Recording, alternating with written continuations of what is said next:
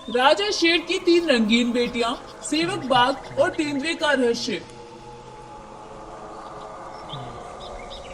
एक जंगल में गब्बर नाम का शेर अपनी 3 रंगीन और बहुत खूबसूरत बेटियों के साथ रहा करता था। गब्बर शेर की तीनों ही बेटियां खूबसूरत होने के साथ साथ बहुत समझदार थी और आगे चलकर गब्बर शेर पूरे ही जंगल की राजगद्दी भी सौंपने वाला था। गब्बर शेर का एक सेवक था जिसका नाम था बंटी बाघ। बंटी बाघ ने आज तक कभी भी राजा शेर को कोई दुख उठाने नहीं दिया था और वह हमेशा गब्बर शेर महाराज के साथ साथ रहा करता था और उनकी हर काम में मदद भी किया करता था। गब्बर महाराज भी बंटी बाघ के होते हुए बेफिक्र था और वो हर काम को बंटी बाघ पर ही सौंपे रखता था। लेकिन ये सब बातें तेंदुए को हजम नहीं होती थी। वो तो कैसे भी करके राजा शेर की राजगद्दी को हड़पना चाहता था और इस जंगल पर अपनी हुकूमत जमाना चाहता था और बंटी बाघ की होती हुई उसे ये सब कुछ नामुमकिन सा लगता था। लेकिन फिर भी एक दिन वह हिम्मत करके राजा शेर की तीनों बेटियों को अगवा करके अपनी गुफा में ले आता है और उन सभी को लाकर मारने लगता है। लेकिन तभी वहाँ बंटी बाघ शेरनियों को ढूंढता हुआ पहुँच जाता है और जब वह तीनों शेरनियों को तेंदुए के चंगुल में फंसा दिखता है तो बंटी बाघ तो आग बबूला हो जाता है और बोलता है, अरे ओ तेंदुए, ये सब क्या बेहुदा मजाक है। अगर तुमने रानी शेरनियों को अगवा करके हमारे साथ कोई मजाक किया है तो ये बहुत ही घटिया मजाक था। छोड़ दो इन्हें वरना अच्छा नहीं होगा। अच्छा, अब तुम मुझे बताओगे कि क्या अच्छा है और क्या बुरा। मैं तुम्हें अभी बताता हूँ।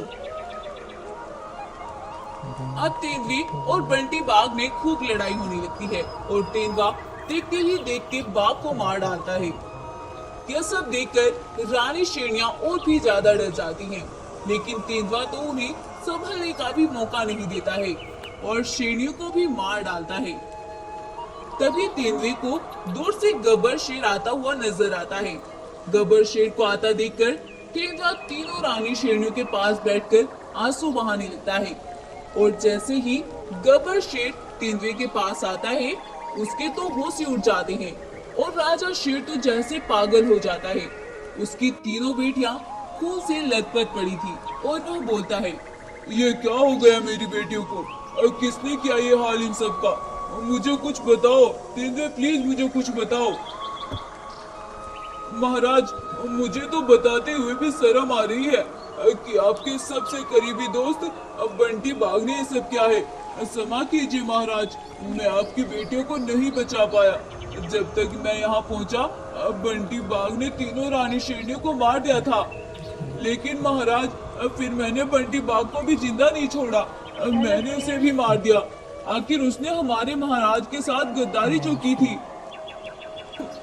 यह सब सुनकर गब्बर शेर बेचारा अब बहुत उदास हो जाता है। कुछ दिन ऐसे ही बीत जाते हैं, लेकिन गब्बर शेर आज तक भी अपनी बेटियों को नहीं भूल पा रहा था। एक दिन तेंदुआ अपने बेटे को लेकर राजा शेर के पास आता है और बोलता है, महाराज, मुझसे आपका ये दुख देखा नहीं जाता। आप चाहे तो मेरे बेटे को अपने पास रख ले और इसे ही अपना बेटा बना ले। राजा शेर तेंदुए के बेटे को अपना बेटा बना लेता है और वह उसके साथ ही जंगल में रहने लगता है। गब्बर शेर उस छोटे बेटे का नाम राघव रखता है और गब्बर शेर राघव से बहुत मोहब्बत करता है और उसे अपनी बेटियों के जैसे ही पाल पोसकर बड़ा करता है। एक दिन तेंदुआ राघव के पास आता है और राघव से बोलता है, बेटा, अब तो तुम बड़े हो गए हो और इस जंगल की गद्दी अब तुम अच्छे से संभाल सकते हो। इसीलिए तुम मौका पाकर उस गब्बर को भी मार डालना, फिर इस पूरे जंगल पर हमारा ही राज होगा।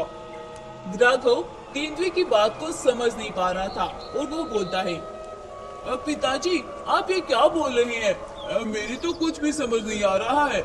मैं क्यों मारूं अपने बाबा को? वो तो मुझसे इतना प्यार करते हैं। ये क्या बोल रहे हो तुम? मैंने तुम्हें इस जंगल की राजगद्दी दिलाने के लिए क्या क्या नहीं किया और तुम मुझे ही बातें बता रहे हो। मैंने इस जंगल की राजगद्दी को पाने के लिए गब्बर शेर की तीनों बेटियों को मारा और फिर तुम्हें उनका वारिस बनाया। और ऊपर से अब जब इस जंगल पर राज करने का टाइम आया तो तुम मेरे साथ ये सब करोगे।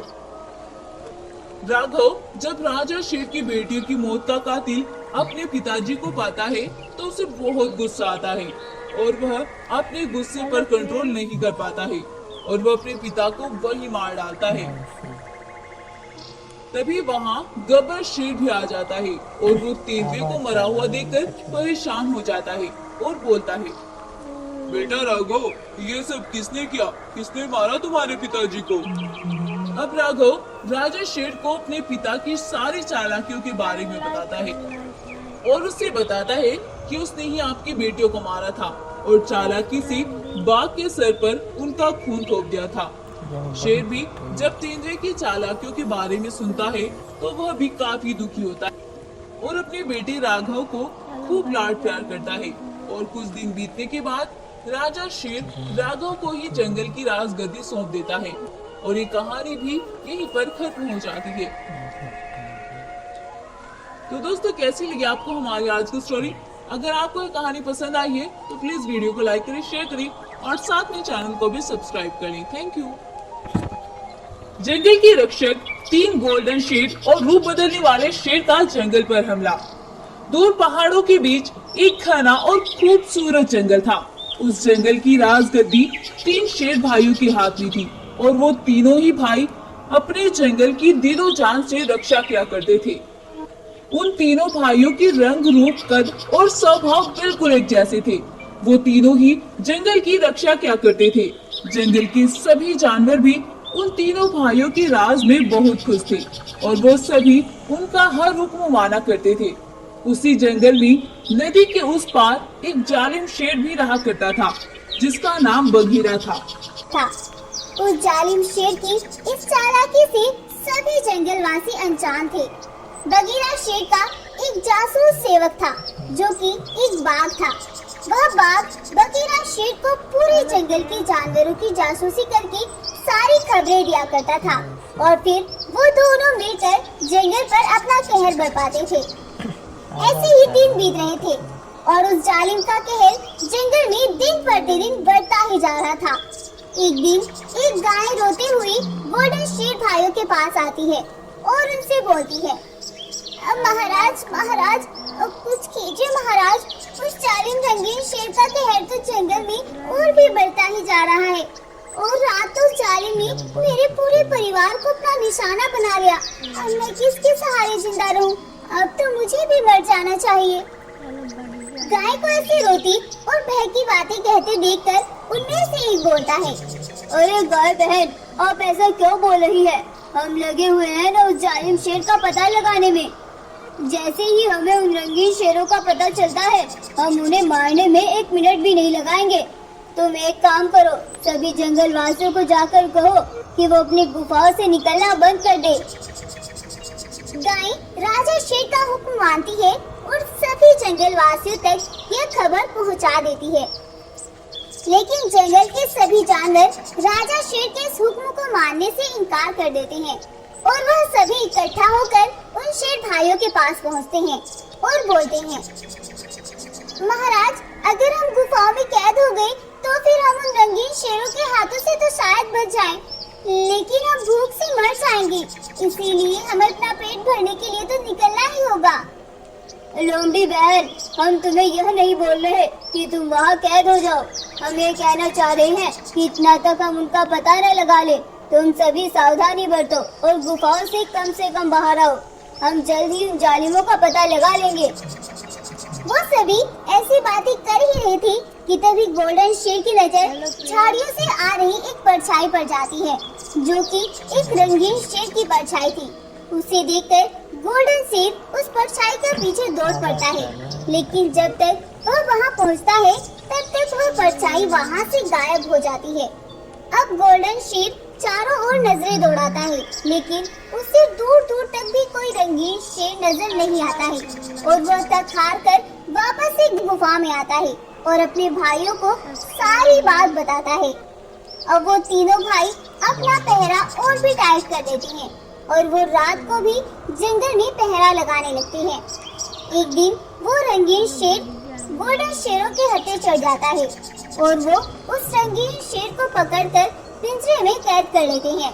लेकिन अभी उनकी तलाश जारी थी। अभी तो उन्हें और भी रंगीन शेर तलाश करने थे। रात हो जाती है और वो तीनों भाई फिर से आकर अपनी गुफाओं में आराम करने लगते हैं और एक गोल्डन शेर रंगीन शेर के पहरे पर खड़ा हो जाता है। जैसे ही आधी रात होती है तो रंगीन शेर का सेवक बाघ वहाँ आता है और रंगीन शेर को चुपके से उस पिंजरे से आजाद करने लगता है।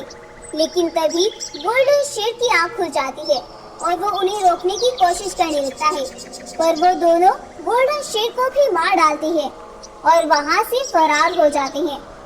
सुबह होती है और जैसे ही गोल्डन शेर नींद से जागते हैं तो वो अपने भाई को मरा हुआ पाते हैं। यह सब देखकर वो दोनों बहुत घबरा जाते हैं।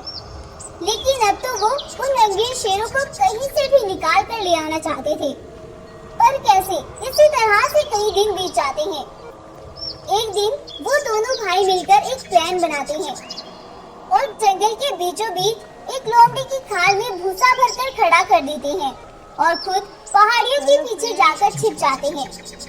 कुछ घंटे बीतने के बाद वो रूप बदलने वाला शेर और बाघ वहाँ आते हैं और लोमड़ी पर दोनों एक साथ से हमला करते हैं।